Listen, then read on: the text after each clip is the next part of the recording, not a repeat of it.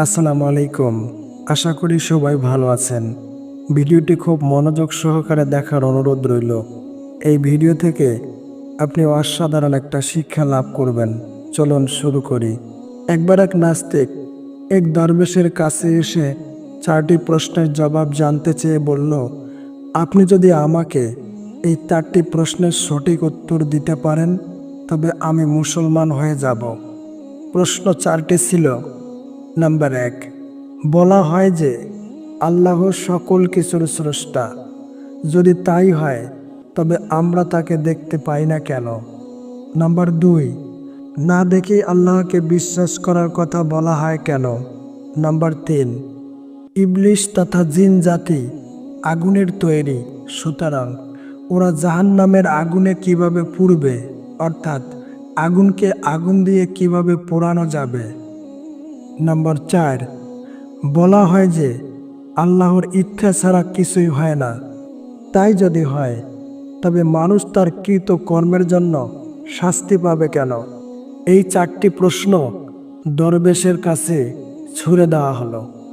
দরবেশ প্রশ্নগুলো শুনে নাস্তিক লোকটিকে কৃত্রিম ক্রোধ দেখিয়ে পাশে পড়ে থাকা একটি মাটির ঢেলা হাতে নিয়ে ওই নাস্তিক লোকটিকে ছুঁড়ে মারলেন।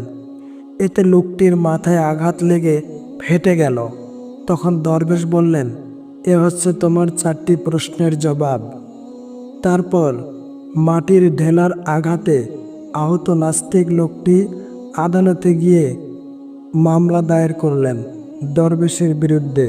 কাজী ওই নাস্তিকের বিবরণ শুনে দরবেশকে জিজ্ঞেস করলেন, আপনি ওই ব্যক্তির প্রশ্নের জবাব না দিয়ে উল্টো তাকে মারলেন কেন? উত্তরে দরবেশ বললেন, এ হচ্ছে 4টি প্রশ্নের সঠিক জবাব। এর দ্বারা তাকে আহত করা আমার উদ্দেশ্য ছিল না। ঢিল ছুঁড়ে কিভাবে প্রশ্ন 4টির জবাব দেওয়া হলো এ রহস্য উদ্ঘাটন করার অনুরোধ করা হলে দরবেশ বললেন, লোকটির প্রশ্ন ছিল, আল্লাহ সব কিছুর স্রষ্টা, অথচ তাকে দেখা যায় না কেন? জবাব হলো, ঢিলের আঘাতে ওই ব্যক্তি ব্যথা পাওয়ার কথা বলছে। এর অস্তিত্ব কোথায়? ব্যথার যদি অস্তিত্ব থেকেই থাকে তবে তা দেখা যায় না কেন?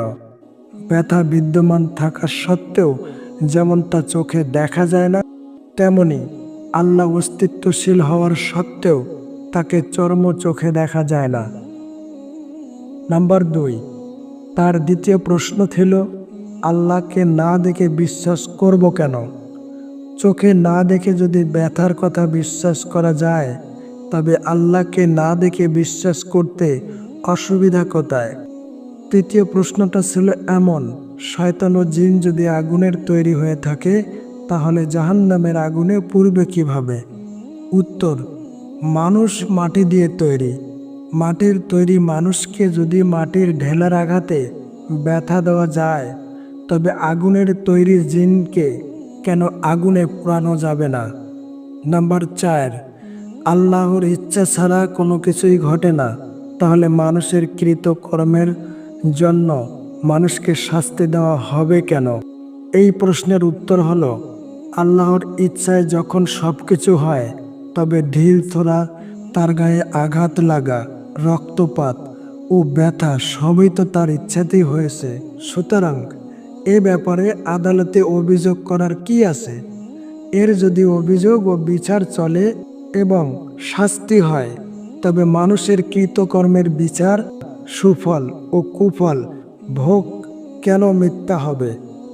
দরবেশের এই অভিনব জবাব শুনে নাস্তিক লোকটি হতভম্ব হয়ে গেল এবং ইসলাম ধর্ম গ্রহণ করলেন। এই ছোট্ট গল্প থেকে আমরা যা শিখলাম, আল্লাহ আরশে সমাহীন, তিনি সেখান থেকে গোটা সৃষ্টি জগৎ পরিচালনা করছেন। তার এখতিয়ারের বাইরে কোনো কিছুই নেই। তাকে না দেখে বিশ্বাস করাই হলো ঈমান। সব কিছু তার আওতাধীন। তিনি কুন হও বললেই হয়ে যায়। তিনি অসীম, সর্বময়, ক্ষমতার অধিকারী। এই ভিডিওটির কথাগুলো যদি আপনার কাছে সঠিক বলে মনে হয় অবশ্যই কমেন্টস করে যাবেন। ধন্যবাদ, ভালো থাকবেন।